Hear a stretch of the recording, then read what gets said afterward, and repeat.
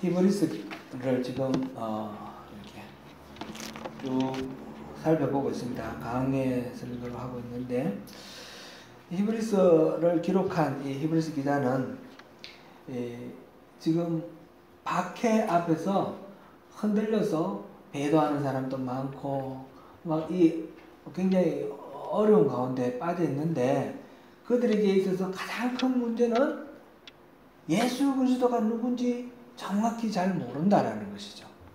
그래서 예수 그리스도가 누군지를 정확히 알면 더 이상 혼란스럽지 않고 바른 믿음에서 굳건하게 설 수 있다.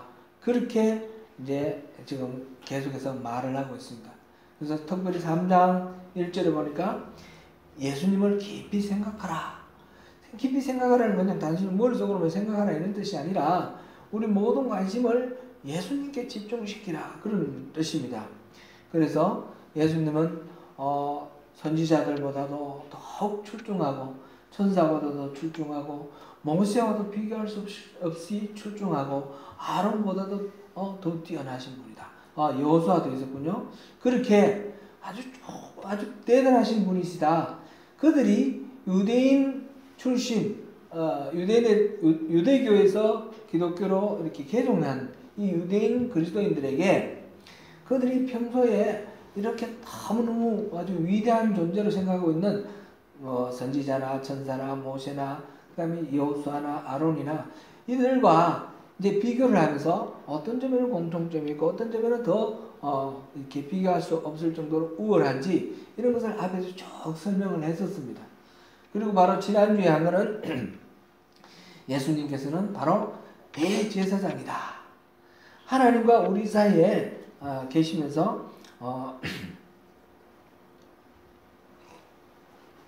우리의 문제를 하나님 앞에 올라가서 다 해결해 주시는 대제사장이시다. 그렇게 말하면서 이제 유대인들이 생각할 때 대제사장은 아론의 자손들에게서 나오거든요. 레위 지파 중에 특별히 아론의 자손에게 나오는데 예수님은 유다 지파에서 났어요. 그런데 어떻게 그럴 수가 있느냐 의아해하고 있는 그들에게 예수님은 바로 멜기세덱 반차에서 나왔다. 그걸 설명을 앞에서 마지막으로 그 5장 10절에서 그 말을 했습니다. 그러고 난 뒤에 이 이야기를 이 멜기세덱의 반차에서 나왔다라는 말이 무슨 말인가 이제 설명을 하려고 하는 것입니다.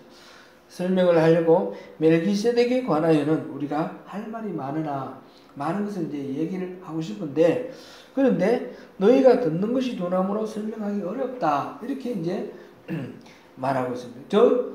이제 멜기세덱에서 이야기하다가 좀 멈춰선 거예요. 멈칫 이렇게 써서 내가 멜기세덱에 대해서 얘기를 해야 될 텐데 여러분들 잘 알아들기가 어려울 것 같으니까 이걸 어떻게 하지? 그러면서 다른 이야기로 좀 빠졌어요. 다른 이야기로 빠진 게 지금 5장 11절부터 6장 마지막까지 6장 20절까지 이거는 이제 끼워 들어온 그런 이야기죠. 이렇게 삽입된 오늘 본문 이거는 히브리스에서는 5번의 경고가 있다 그랬어요. 5번의 경고가 있는데 우리가 본 건 지금 2번 봤었어요. 2장 1절에서 4절까지 거기에서는 복음을 윤념하여 흘러 떠내려가지 않도록 하라 이렇게 했는데 곧 영적으로 냉랭하고 나태해서 그래서 하나님으로부터 버림을 받지 않도록 주의하라 그런 내용이었습니다.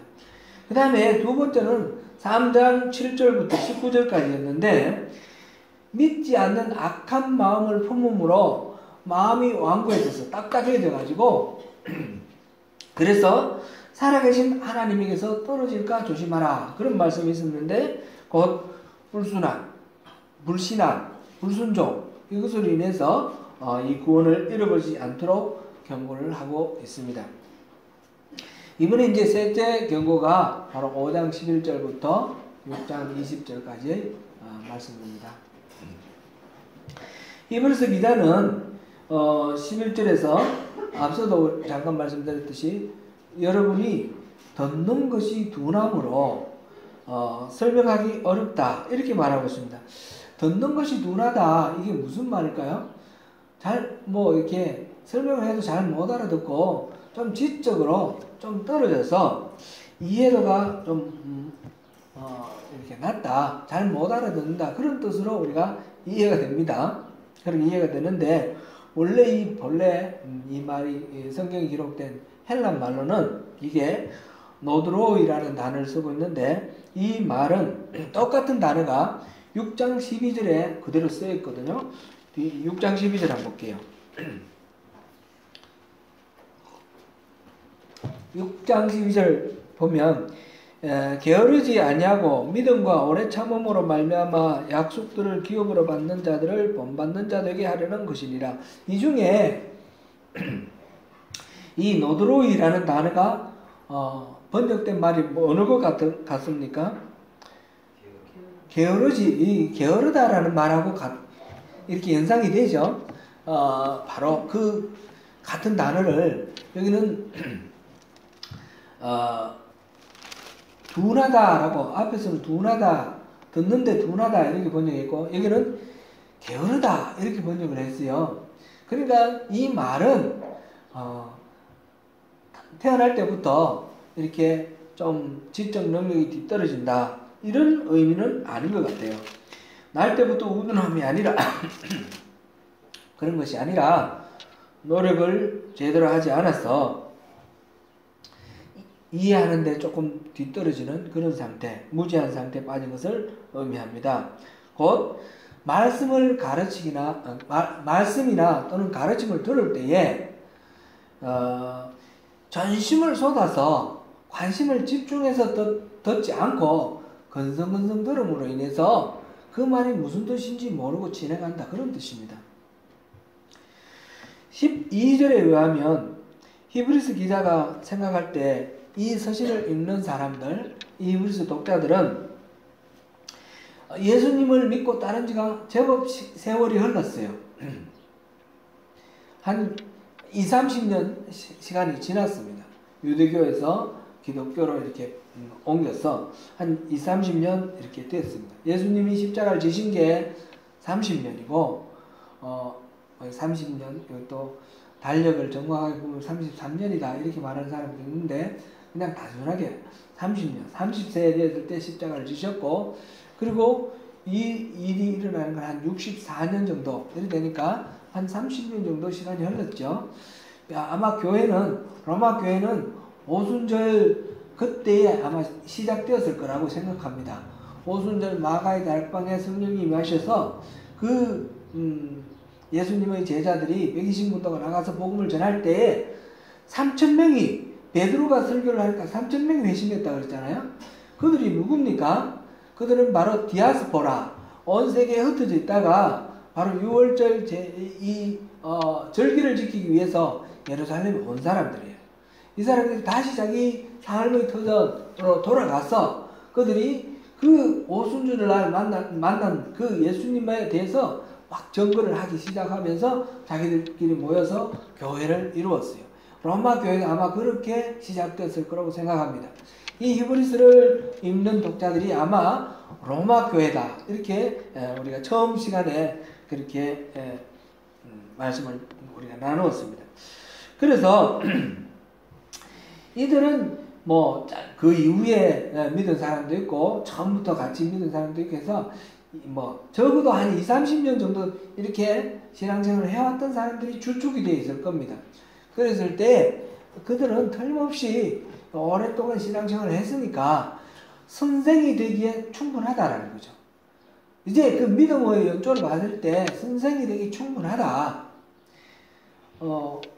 바울 사도가 예수님을 만나자마자 한 3년간 이렇게 있고 그 다음부터 막 복음을 전하지 않습니까? 예수님의 그 12제자들도 바로 그때부터 오순절 이후부터 복음을 열심히 전하지 않습니까? 한 20-30년 지났다는 것은 충분히 그를 스승이 될 만한 그런 연륜은 된다는 것이죠. 그런데 그들의 현재 영적 상태가 그렇게 되지 못하고 있다는 겁니다. 완전히 정반대입니다. 그들은 스승이 되어서 남에게 복음을 전할 그런 상태가 되기는커녕 계속해서 옆에서 초보로부터 계속해서 가르쳐 주는 것을 듣고 배워야만 현상을 유지할 정도로 그렇게 머물러 있다는 것입니다. 초신자들도 이해할 수 있는 아주 낮은 차원의 그런 신앙생활만 이렇게 하고 조금 더 심오한 이야기, 교리적으로 좀 깊이 있는 그런 이야기를 하면 못 알아듣는 거예요. 지금 멜기세덱에 대해서 얘기를 하려고 그러다가 내가 이 말하면 여러분 못 알아들을 것 같다. 그렇게 말하고 있는 거예요. 이를 표현해서 단단한 음식은 못 먹고 젖이나 먹어야 할 자가 되었다라고 이렇게 표현하고 있습니다. 우리 다행히에서 사람은 애기가 태어나면 이렇게 자라죠. 처음에는 젖을 먹고 살지만 젖을 먹어야 되지만 한 7개월, 8개월 지나면서부터 이유식도 하고 그러면서 젖보다는 딱딱한 음식들, 처음에는 죽같이 이유식같이 이렇게 무른 음식 먹다가 그 다음에 밥 먹고 어른이 되면 딱딱한 음식 먹지 않습니까? 이러면서 자라가는 것이 자연스럽습니다. 특별히 그렇게 행동이 발달되지 않는 사람도 없지 않아 있지만 그런 경우는 아주 예외적이고 그런 경우는 병적인 경우이죠. 근데 이 신앙에 있어서도 믿음을 받아들이면 이 신앙이 자라나는 것이 자연스럽습니다. 자라나고 점점 하나님을 더 깊이 알고 그 천국의 비밀을 알게 되는 것이 자연스러운데 그렇게 돼야 되는데 그런데 사실상 성장해야 마땅한데 그렇지 못한 경우가 아주 많다는 거죠. 믿은 지 시간이 오래 지나도 여전히 초신자의 신앙에 머물러 있고 신앙은 자라지 않고 그런 경우들이 이게 육신이 자라는 것하고 비교할 수 없을 정도로 어쩌면 아주 보편적으로 많다라는 것입니다. 그렇지 않고 오히려 믿은 지 얼마 안 된 사람이 막 열심을 내고 열심히 하나님의 그 정체를 알고자 이렇게 애쓰고 그래서 아주 신앙의 깊이가 깊어지는 그런 일들도 많이 있습니다. 그래서 예수님께서 말씀하시기를 먼저 된 자로서 나중된 자가 나중되고 나중된 자로서 먼저 된다. 이런 말씀을 하셨습니다. 히브리서 기자는 신도들의 그 신앙이 그렇게 성숙되지 않고 제자리걸음하는 이유가 뭔가? 10년이 지나고 20년이 지나고 30년이 지나고 신앙생활의 연조는 깊어졌는데 그래서 교회의 문화는 아주 익숙해서 잘 알고 그런데 이 깊이는 없는 그런 상태에서 머물러 있는 그 이유는 무엇일까? 그것을 일컬어서 듣기에 둔하기 때문이다. 그렇게 지금 말하고 있습니다. 그 말씀을 들을 때 더 깊은 진리로 들어가기 위해서 시간도 투입을 하고 또 묵상도 하고 해야 되는데 그런 희생을 하기를 싫어하는 것입니다. 그리고 예수님의 말씀을 들으면 그 말씀대로 살면서 분투하면서 실패도 하고 또 좌절도 하면서 다시 말씀 위에 일어서고자 그렇게 노력하는 그런 삶의 여정이 필요한데 그런 것을 안 한다는 거예요. 그냥 편안하게 신앙생활하고 내가 예수 믿고 이제 구원받았으니 됐다. 그렇게 만족하고 있다는 것입니다. 그런 상태에서 그냥 자기 스스로는 교리적으로 만족을 얻겠지만 하나님께서 원하시는 대로 깊은 그런 신앙의 깊이로 들어가지 못하고 있는 것입니다. 사랑하는 성도 여러분, 우리는 어떻습니까? 우리는 모두 선생이 되어 있습니까? 하나님 뜻을 더 알고자 하는 그런 열망이 있습니까? 성경을 깊이 읽어야 합니다. 성경을 더 깊이 이해하기 위해서 성경 공부에도 열심히 참석해야 합니다. 더 깊이 기도해야 합니다. 하나님 뜻을 더 잘 알고자 애써야 합니다. 말씀이 나를 변화시켜 나가도록 말씀에 순종하며 나를 통해서 하나님의 뜻이 이 땅에 실현되도록 우리 자신을 하나님께 드리고 헌신해야 합니다. 주님이 우리를 구원해 주신 그 은혜에 감격하며 기뻐하는 것은 당연하지만 그것으로 머물러 있어서는 안 되는 것입니다. 빌립보서 1장 29절을 같이 한번 보시겠습니다. 같이 읽습니다. 시작. 그리스도를 위하여 너희에게 은혜를 주신 것은 다만 그를 믿을 뿐 아니라 또한 그를 위하여 고난도 받게 하려 하심이라. 고난을 당하는 것이 그리스도인의 삶입니다. 그러나 고난을 당한다는 것이 결코 불행한 일이 아닙니다. 그것이 하나님이 사랑하시는 자에게 주시는 하나님의 선물이고 복입니다. 요한복음 16장 33절을 함께 보시겠습니다. 같이 읽습니다. 시작. 이것을 너희에게 이르는 것은 너희로 내 안에서 평안을 누리게 하려 함이라. 세상에서는 너희가 환난을 당하나 담대하라. 내가 세상을 이기었노라. 세상에서 받는 어떤 고난, 예수를 믿음으로 인해서 겪는 어려움, 이런 것들은 사실상 문제가 되지 않습니다. 왜냐하면 하나님이 우리에게 주시는 그 참된 평강과 기쁨이 이 모든 것들을 압도하고도 남기 때문에 그렇습니다. 우리는 초보적인 교리에 머무는 그런 신앙생활에서 벗어나야 합니다. 나는 이것으로 충분해. 영혼 구원 받으면 됐어.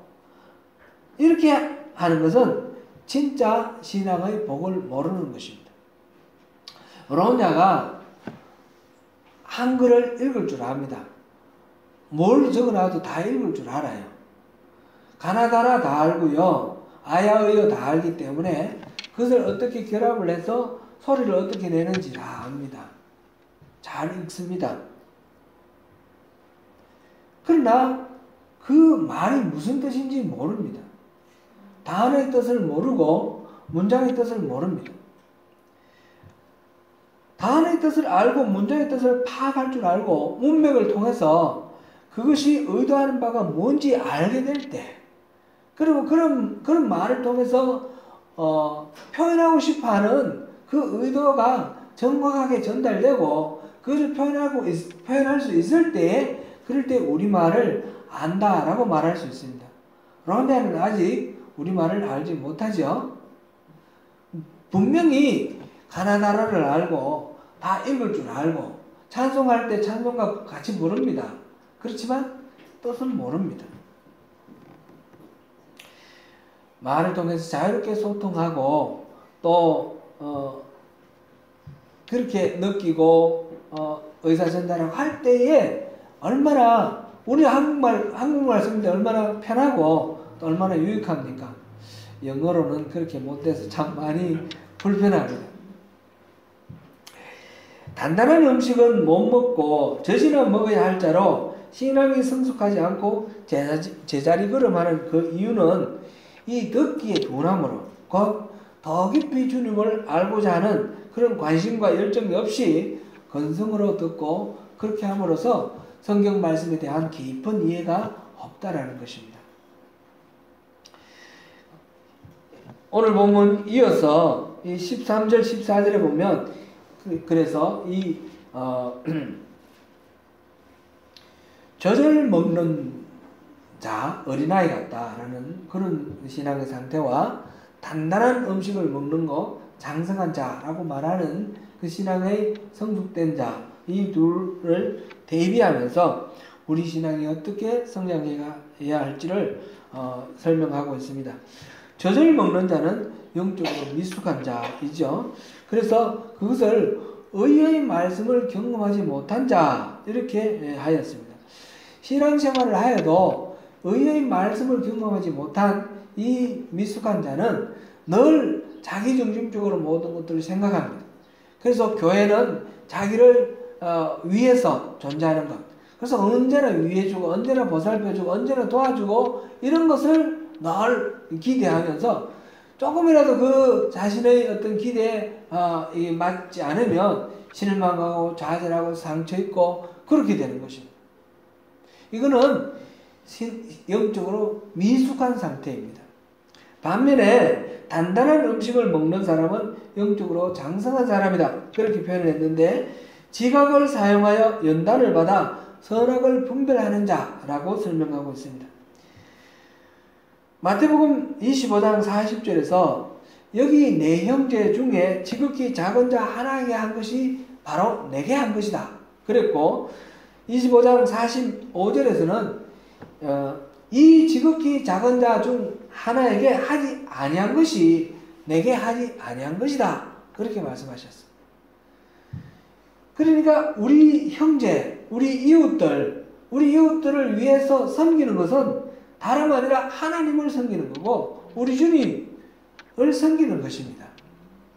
교회에서 헌신하고 봉사하는 것은 교회의 대표되는 목사를 섬기거나 아니면 장로를 섬기거나 이런 것이 아니라 바로 교회의 이 몸된 교회의 머리 대신 주님을 섬기는 것입니다.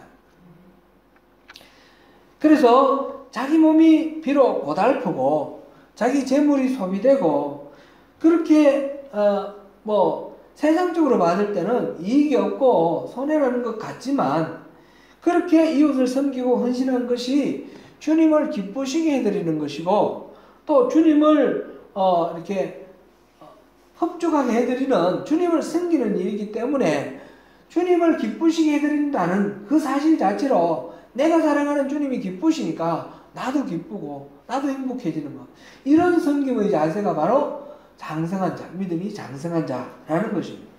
오늘 본문에서 말하는 본문에서 말하기를 주저하는 것처럼 이 멜기세덱에 대한 이야기, 이렇게 믿음의 깊이가 있는 이런 일들에 대해서도 또 잘 이해를 하고 잘 가르침을 아주 열성을 다해서 받아들일 수 있는 그런 수준 높은 성경 말씀 이해할 수 있는 그런 신앙, 그런 것을 말하는 것입니다.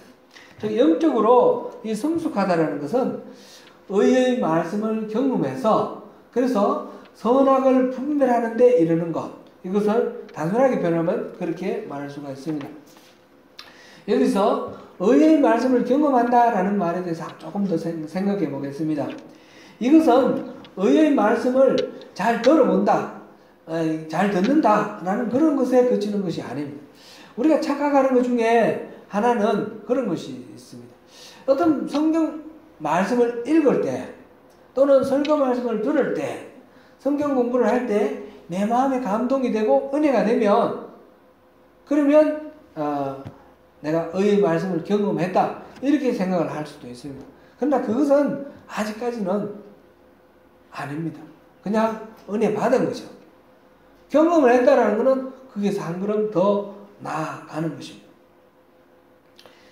말씀을 삶 속에서 적용하면서 그 실천 가운데서 그 말씀이 주시는 은혜와 그 유익을 체험하게 되는 것을 가리키는 말입니다. 어떤 청년에게 남자 청년에게 여자친구가 생겼다, 또는 여자 청년에게 남자친구가 생겼다 하면 상상을 해보시죠. 우리 자녀들 한번 생각해보고, 우리 어른들은 우리가 젊을 때에 우리 짝꿍을 만났을 때를 한번 생각해 보시면서 한번 생각해 보면 좋겠습니다. 서로 처음 만나서 이제 이야기를 하고 이제 자주 만나고 가까워지면서 우리 사귀자, 오늘 1일째, 2일째, 3일째 이렇게 가면서 상대에 대한 관심이 생기고 상대가 뭘 좋아하는지 이런 거를 차츰차츰 알게 되어 갑니다. 근데 만약 상대가 그 래퍼 BY를 좋아한다. BY 아시나요, 어른들? 모르시나요? BY 한국에서도 유명한 래퍼라고 그래요. 저도 잘은 모르지만 요즘은 BY보다도 더 유명한 래퍼들이 나온다고 그러는데, 어쨌든 BY를 좋아한다. 그러면 상대가 좋아하는 그 BY가 어떤 노래를 하는지 듣고 싶어 하는 것이 정상 아니겠어요? 그리고 찾아서 들어보고, 그래서 상대가 왜 좋아하는지 생각해보고, 그래서 같이 좋아하게 되는, 내가 사랑하는 이 사람이 좋아하니까 나도 사랑하게 되는 것, 이것이 자연스러운 흐름 아니겠습니까? 만약 상대가 스포츠, 이 뉴질랜드니까 럭비를 좋아한다고 한번 생각해 보시죠. 그래서 이 상대는 주말이 되면 럭비 보러 잘 갑니다. 근데 이 사람은 그냥 럭비 좋아하는구나. 무덤덤하게 지나가는 것으로는 이 상대에 대한 깊은 이해에 도달할 수 없죠. 처음에는 럭비 규칙도 모르지만 내가 좋아하는 사람이 럭비 좋아한다니까 뭔가 싶어서 같이 그러면 한번 가볼래? 해서 같이 가서 이렇게 구경하면서 뭔지 내용은 모르겠는데 막 이러고 하니까 그렇구나 막 하다가 궁금하니까 또 규칙도 물어보고 왜 저거는 왜 저랬어? 그러면서 물어보면서 규칙을 알아가고 그러면서 재미를 알아가고 이러면서 그 상대가 좋아하는 럭비를 알게 되고 그래서 함께 럭비를 보러 가게 되는 그런 일들이 이제 점점 이제 잦아지겠지요. 바로 의의 삶을, 의의 말씀을 경험한다라는 말은 의의 말씀을 그렇게 듣고 이해하는 정도에 그치는 것이 아니라 같이 경험을 하면서 삶 속에 적용해서 경험하면서 그 의의 말씀의 은혜를 누리게 되는 것을 가리키는 말입니다. 의는 원래 하나님의 속성이죠. 성도들의 삶은 그리스도의 십자가 사랑으로 우리에게 보여주신 하나님의 그 의에 의지해서 우리는 아직 비록 죄인이지만 하나님이 의롭다라고 일컬어 주시는 그 의인의 삶을 살아가는 것입니다. 그러면서 내가 의롭다고 인정받았으니까 내 삶 속에서 죄와 싸우면서 의로운 삶을 살려고 분투합니다. 그렇게 하면서 계속해서 그리스도의 그 성품을 닮아가고 이러한 의의 말씀을 들었을 때 그냥 그렇구나 하고 넘어가지 않고 그 의의 삶을 살아가는 것이 어떤 것이다 공감하면서 그렇게 믿음이 점점 성숙해 나가는 것, 이것이 성숙된 신앙이라고 말할 수 있습니다. 의의 말씀을 들었으면 실제로 경험해야 됩니다. 근데 우리가 실제로 이제 신앙생활을 하면서 성경 말씀대로 살아보려고 애를 쓰면 쓸수록 우리가 뭘 느끼는가 하면 우리는 참 연약한 존재다. 우리는 쉽게 죄를 저지르고 결심을 하고 안 그러려고 했는데 또 죄를 저지르고 같은 죄를 반복적으로 계속해서 저지르는 그런 참 죄인이다. 예수님께서 십자가를 지시지 않을 수 없었겠구나. 우리 죄는 우리 스스로는 절대로 해결할 수 없구나. 이거를 절절하게 느끼게 되지 않습니까? 의에 대해서 그렇게 실천을 해보고 이렇게 말씀을 경험해보지 않으면 이것이 얼마나 어려운지를 몰라요. 그냥 근성으로 그냥 듣고 그러나 하는 사람은 여전히 그 자리에 머물러 있는 것이고, 말씀대로 살려고 애를 쓰면 쓸수록 자기 자신이 얼마나 큰 죄인인가 깨달아지면서 십자가를 지시고 나를 구원하신 하나님의 그 사랑이 얼마나 큰가를 더욱 절절하게 느끼며 하나님의 그 은혜에 감사하게 되는 것이죠. 14절에서 지각을 사용함으로 연단을 받아 선악을 분별하는 자, 이런 사람이 장성한 자라고 그랬는데, 말씀을 삶에 적용하는 훈련을 끊임없이 계속하면서 점차 육체적인 감각도 물론 발달되지만 도덕적인 윤리 이것도 점점 발달되고, 그러면서 영적으로도 분별력이 쭉 깊어지는 거죠. 내가 이런 일을 하는 데는 이 배후에 이런 영적으로 어두운 세력들이 있구나. 이걸 이렇게 이겨야 되겠구나. 또 서로의 관계 속에서 우리가 불편한 데에는 단순히 내가 저 사람이 착하고 나쁘고 그런 관계가 아니라 우리 관계를 무너뜨리려고 하는 악한 세력이 지금 있구나. 이런 영적으로 분별할 수 있는 그런 능력들이 자꾸 자라나게 되는 것이죠. 그렇게 될 때 장성한 자다 이렇게 말할 수가 있습니다. 이것이 두려워서 아예 한 걸음도 못 나가고 나 그런 건 싫어 이렇게 생각한다 그러면 참 정말 발전하기가 어렵습니다. 자전거 타는 거를 한번 생각해 보면 좋을 것 같아요. 자전거 처음 배울 때 이제 뒤에서 밀어주면서 왼쪽으로 넘어지면 핸들을 왼쪽으로 돌리라, 오른쪽으로 넘어지면 오른쪽으로 돌리라, 이렇게 잡아주면서 이제 가르쳐 줍니다. 그런데 뒤에서 잡아줘도 넘어질까 겁이 나서 앞으로 나가기가 두렵습니다. 그런데 이 자전거는 앞으로 나가야지 안 넘어져요. 멈춰 있으면 어떻게 되나요? 무조건 넘어져요.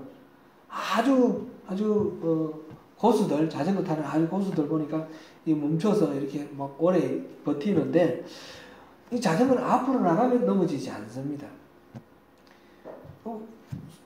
처음에 훈련을 할 때는 계속해서 넘어지고, 왼쪽으로도 넘어지고, 오른쪽으로 넘어지고, 때로는 뭐 무릎도 까고, 그러면서 시행착오를 겪으면서, 그 다음에 이제 익숙해지면 앞으로 쭉 가게 되죠. 그러면 뭐 왼쪽으로 넘어질 때 핸들을 왼쪽으로 돌리라든지, 오른쪽으로 넘어질 때 오른쪽으로 돌리라든지, 이런 거 다 잊어버리고, 그냥 내 몸에 익어서 그냥 자연스럽게 넘어지지 않게 이렇게 자전거를 운전하게 되는 거죠. 자동차도 마찬가지겠죠. 제가 처음 운전할 때 이렇게 생각해 보니까 되게 무서웠어요. 20몇 살 됐을 때인데 되게 무서웠어요. 이게 뭐 갑자기 확 가서 앞에 가서 받아버릴 것 같기도 하고, 도랑으로 빠질 것 같기도 하고.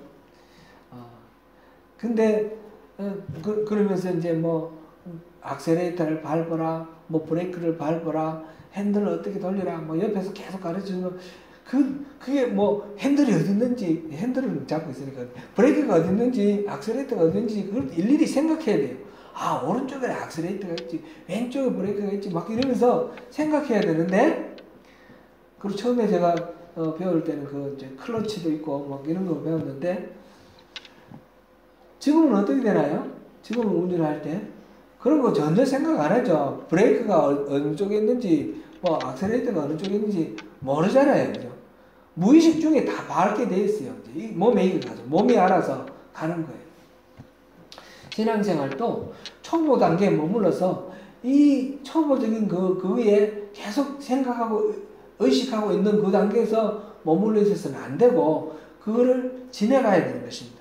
그래서 교회에는 이런 미숙한 자와 성숙한 자가 모두 다 있는데, 히브리서 기자는 이 초보 단계에서 떠나서 그 완전한 대로 나아가라, 그렇게 말을 했습니다.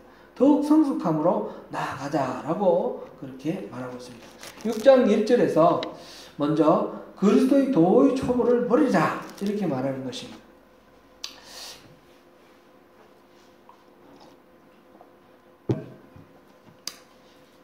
이 말씀을 우리가 앞에서 3장 14절을 한번 볼까요?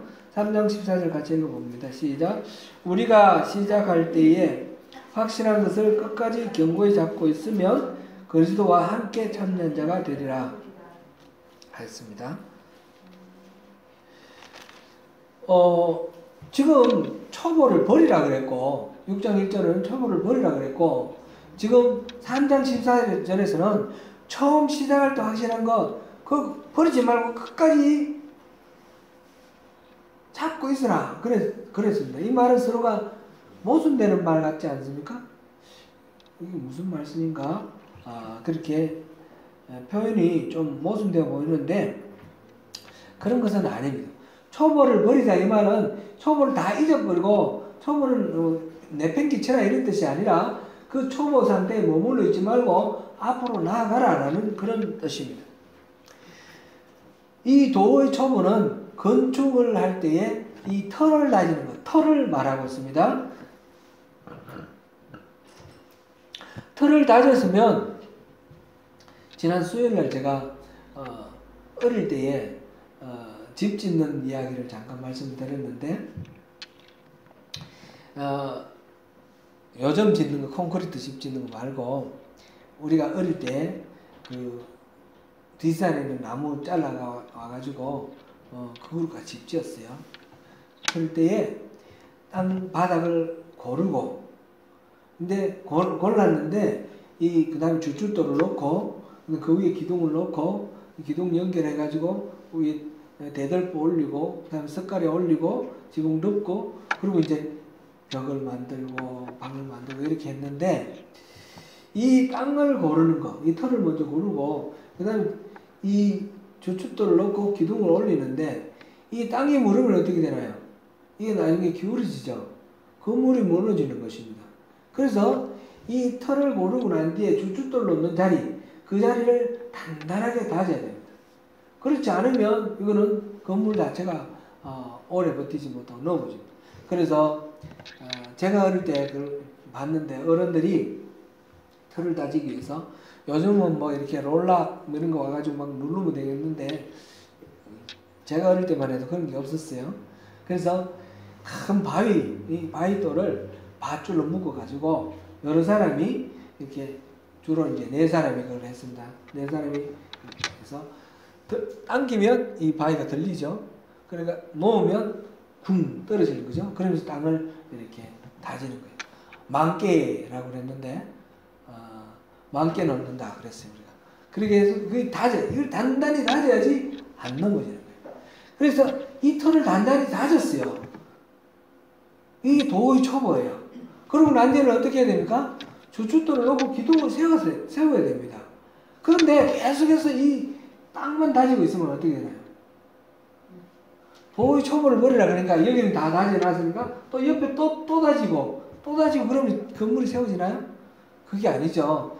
이 땅을 다져놓고 그 다음에는 땅을 다진 거 그거는 버리지 않고 그걸 그대로 굳게 잡고 있어야 되는 거죠.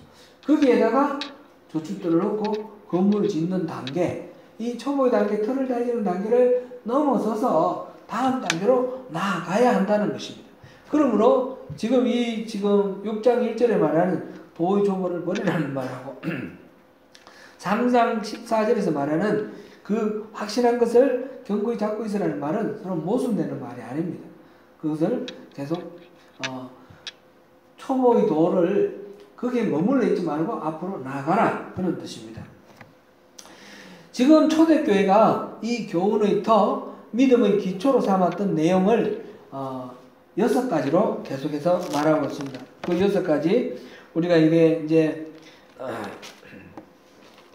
성경을 암송하는 구절이 6장 1절 2절 아닙니까? 6장 1절이 바로 그리스도의 도의 초보를 버리고 죽은 행실을 회개함과 하나님에 대한 신앙과 세례들과 안수와 죽은 자의 부활과 영원한 심판에 관한 교훈의 틀을 다시 닦지 말고 완전한 대로 나아갈지라. 여기에 지금 6가지가 있어요. 첫째는 죽은 행실을 회개함, 두 번째로는 하나님께 대한 신앙, 세 번째는 세례들, 그 다음에 안수, 죽은 자의 부활, 영원한 심판, 이렇게 6가지가 나와 있습니다. 이것이 기초의 그 초보 라는 것입니다. 죽은 행실을 회개함과 하나님께 대한 신앙, 이 말이 뭔 말입니까?